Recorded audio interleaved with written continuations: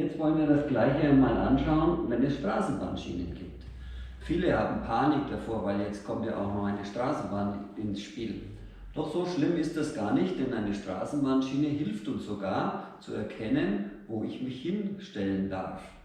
Auch hier habe ich mit Grün mal eingezeichnet eine gedachte Linie, ein Kreuz in der Mitte der Kreuzung. Auch hier gilt, dass ich mich im unteren rechten Eck hinstellen darf und dann warten muss, bis alles frei ist, was nach meinem Lenken kommt. Natürlich ist das Problem jetzt erst einmal, dass ich, bevor ich auf diese Schiene fahre, erst einmal nach hinten schauen muss, ob von hinten eine Straßenbahn kommt. Denn auch sie würde ich erst treffen nach dem Lenken und sie darf natürlich auch vor mir fahren. Also immer dran denken. Wenn ihr abbiegt, denkt dran, wenn eine Straßenbahn kommt, muss ich hier schon warten. Wenn keine kommt, darf ich bis hierhin fahren, bis zu meinem unteren rechten Eck. Dieses untere rechte Eck ist für euch immer wichtig. Das solltet ihr finden, wenn ihr Auto fahrt. Wenn eine Straßenbahn von oben kommt oder Autos oder Fußgänger, Fahrradfahrer, die kommen wie vorhin besprochen nach eurem Lenken. Und das bedeutet für euch, ihr müsst hier warten. Es gibt natürlich auch eine Ausnahme. Wenn jetzt beispielsweise die Straßenbahn hier ihre eigene Spur hat, das ist dann meistens hier noch mit einer gestrichelten Linie gekennzeichnet. Das bedeutet, dass die Autos entlang der Schiene fahren.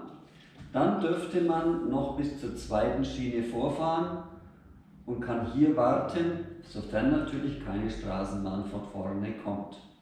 Also grundsätzlich ist zu warten hier in der unteren rechten Ecke.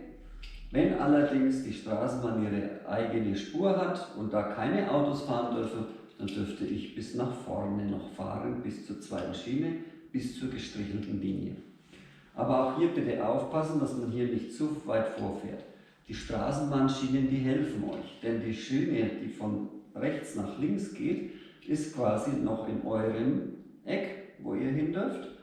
Die Straßenbahnschiene, die von rechts nach links geht, ist schon im Gegenverkehr. Da darf ich also auf keinen Fall drauf.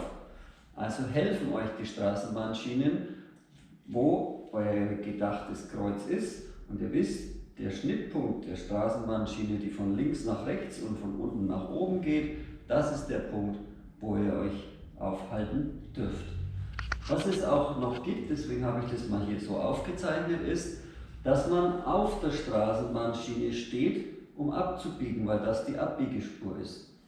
In diesem Fall dürft ihr natürlich auf die Schiene drauf und wenn von hinten eine Straßenbahn kommt, muss sie halt genauso warten wie ihr, bis ihr eben weiterfahren könnt. Keine Angst haben, das funktioniert schon. Man kann am besten sich auch mal an solche Kreuzungen stellen und es einfach mal anschauen, wie die anderen das machen. Und dann wird man sehen, wie das funktioniert. So, an der nächsten Kreuzung biegen wir noch einmal nach links ab. Dann haben wir so ziemlich alle Möglichkeiten, die es so gibt, in einem kleinen Karree. So, hier sehen wir schon, da dürfen wir auf keinen Fall auf die zweite Schiene drauf zum Abbiegen.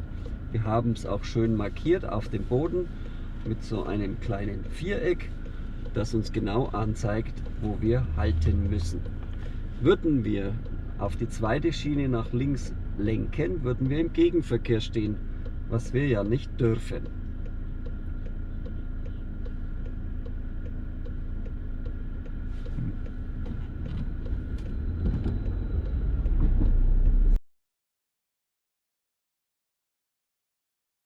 Okay, wir stehen jetzt auf unserer Seite und die Autos, die jetzt gerade kommen, könnten rein theoretisch, wenn sie geradeaus fahren, auch auf diese Spur, die neben uns ist, also auf die Schiene fahren.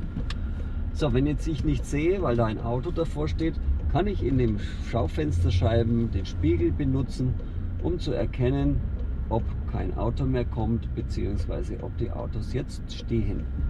Denn wenn sie stehen, dann muss ich versuchen, möglichst schnell die Kreuzung zu räumen.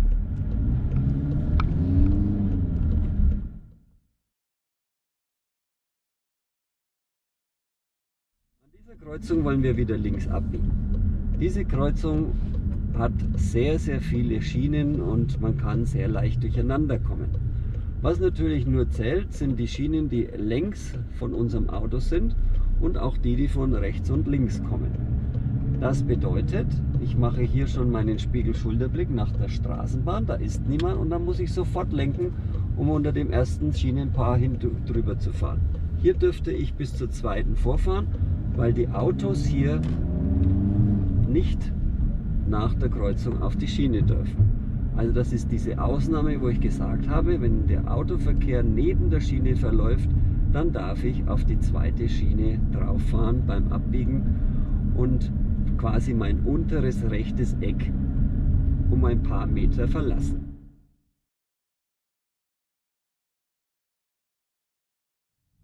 So, bei dieser Kreuzung komme ich hier an und es ist nur eine Spur erstmal zum Fahren da.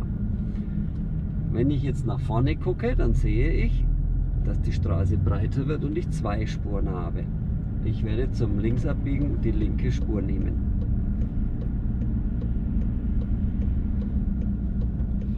Da diese Kreuzung ein bisschen versetzt ist, ist es sehr, sehr wichtig, dass man da seine Spur hält. Man sieht also da vorne noch so zwei so kleine, kurze Linien. Da dazwischen muss ich auf jeden Fall durchfahren. Ich darf auf keinen Fall lenken, denn sonst wäre ich entweder links im Gegenverkehr oder rechts in der Spur von den Fahrzeugen rechts von mir. Was mir sehr, sehr gut hilft, um zu wissen, wie weit dass ich vorfahren kann, um die Mitte der Kreuzung zu haben, wo wir das gedachte untere rechte Eck haben wollen.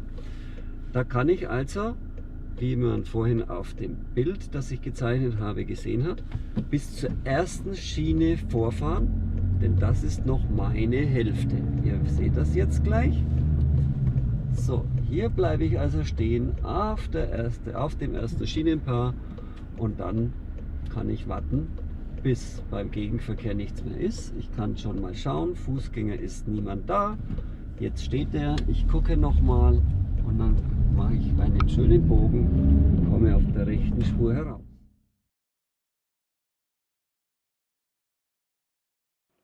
Bei dieser Kreuzung wollen wir auch nach links abbiegen. Und auch diese Kreuzung ist etwas versetzt. Die rechte Straße ist näher wie die, in der wir hineinfahren wollen. Jetzt ist hier, wenn man genau aufpasst, in der Mitte eine gestrichelte Linie angebracht. Und wie wir ja wissen, halten wir uns immer links von der gestrichelten Linie. Viele erfahrene Autofahrer, die diese Stelle nicht kennen, fahren gerne zu weit vor und fahren dann wie ein Geisterfahrer quasi in der Gegenspur. Weil jeder immer so weit vor möchte, wo quasi die eigene Spur ist nach dem Linksabbiegen. Das ist aber in diesem Fall falsch. Wir müssen also relativ früh zum Lenken anfangen und an dieser gestrichelten Linie anfangen zu lenken, um links daran vorbeizufahren.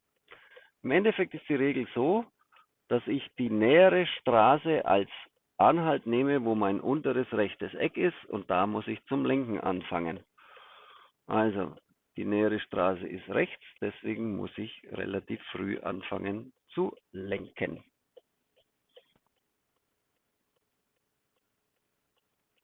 Wir werden das jetzt gleich sehen.